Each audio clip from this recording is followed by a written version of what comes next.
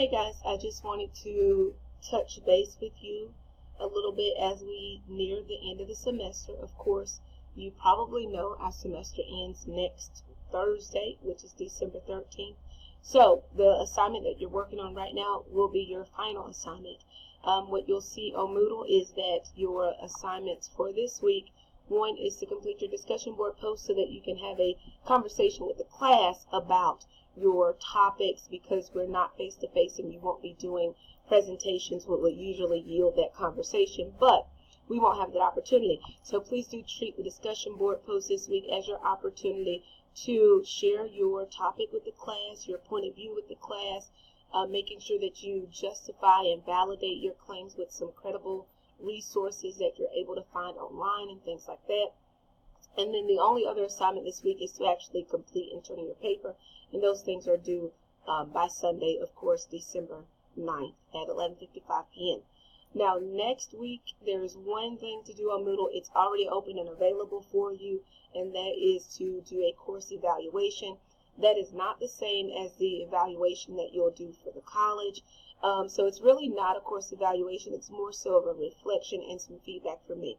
I do take into consideration thoughtful, critical feedback that is, intended to be helpful. In the past, I've had students who really didn't like a particular assignment, and so it's something that I either modified or did away with altogether. Or, you might have a suggestion for something different or a different format. I'm always interested in seeing how successful students feel as though they were able to be when it comes to working in that online domain. So I say all that to say you can go ahead and get that done as well.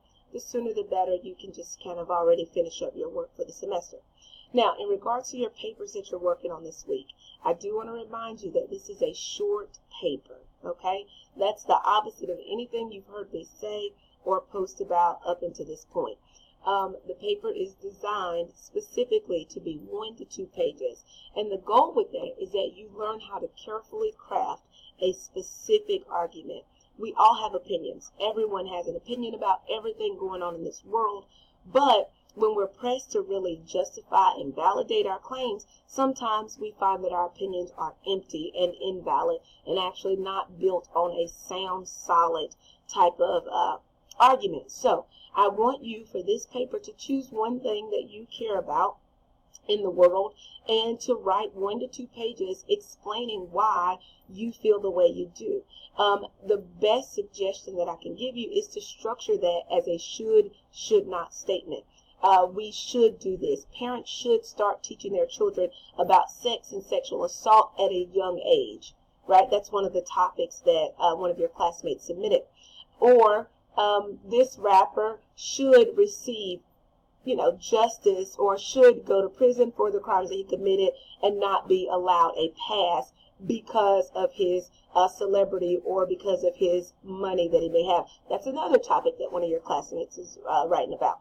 So I say all that to say, do you notice the pattern? A very narrowed, specific should or should not statement that you can then write 2 to 3 paragraphs as to why. Okay, why should parents teach their children about sex and sexual assault at a young age? Why does this person deserve to go to prison for what he or she is being accused of doing? So you want to make sure that you validate your claims. Now, the why is where you include your research. Look at the example paper. Make sure that research does not overrun your essay. Write what you think, without saying I think, of course, but write what you already know and use the research to back up what you have to say. The paper should be heavy with your voice and using the research to help validate those claims. Perhaps with the example of the sexual assault, maybe if there were a statistic that talked about the number of children who were victims of sexual assault prior to the age of 12 but did not report, that statistic, could be used to validate the claim that students should, sorry about that, interrupted, but what I was saying is you could use those statistics to validate your claim in terms of why parents should teach your children, so that maybe if the children were aware, or that sex wasn't treated as such a taboo, unmentionable, then children would feel more comfortable bringing that issue up. So you see what I mean? Go back, look at that sample paper. The sample paper is about something that's not very heavy, and I do that strategically to encourage you to really talk about whatever is familiar with you. That student was familiar with reality television, and so that's what she chose to write about. Now, in terms of your topic proposals, if you did it and it was complete, you got a 100. If it was incomplete, like you didn't answer one of the questions or you left a part out, then you got like an 80 or 85 or something like that, depending on the level of incomplete that it was. But the biggest feedback that I want to give you regarding those topic proposals is to make sure that you state a specific arguable claim in your thesis statement. This is a short paper, so your thesis statement should specifically say this should be, or this must be, or we must do that, or we should be aware of whatever the situation may be.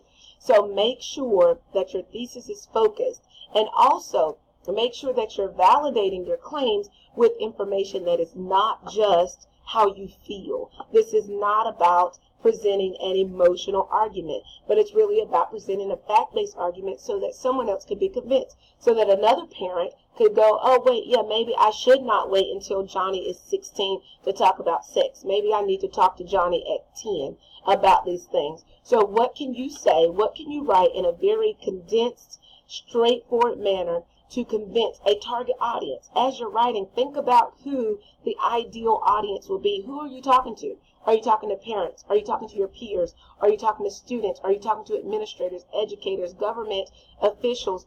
Who are the people that need to be knowledgeable or need to hear what it is that you need to say? So as you're writing, keep that at the forefront of your mind. If you have any questions, please don't hesitate to let me know. Your papers, of course, are due this week. Go ahead and get them done. And throughout the remainder of this week, I'll be updating the grade book so that you can see an accurate or more accurate reflection of your grade. As always, if you notice any discrepancies, please do let me know.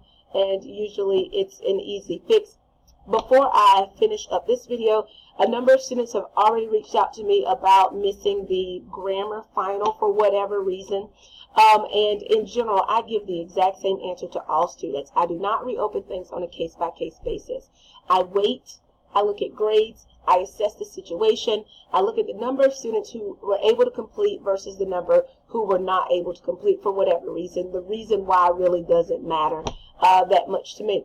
So, based on that, I am going to go back. Actually, you will see I have already gone back and reopened that grammar final. So you can do it up until this Sunday at 11:55 p.m. So if you missed that great opportunity, then please do take advantage of it, because, you know, like I said, I don't do it on a case-by-case basis, because in the spirit of fairness and professionalism, I don't want any one student to think that I did him or her a favor. I do it for all students or none at all. So there's that. As I go through and finalize grades, if there's other things that I decide to reopen, I will keep you updated on that, maybe a discussion board or something like that that didn't get a lot of traffic. So we'll just kind of play that by ear as the week progresses, but you'll have adequate time. If there is something, you'll have adequate time to get it done by next Thursday, which is the end of the semester. All right, okay, happy writing. Enjoy.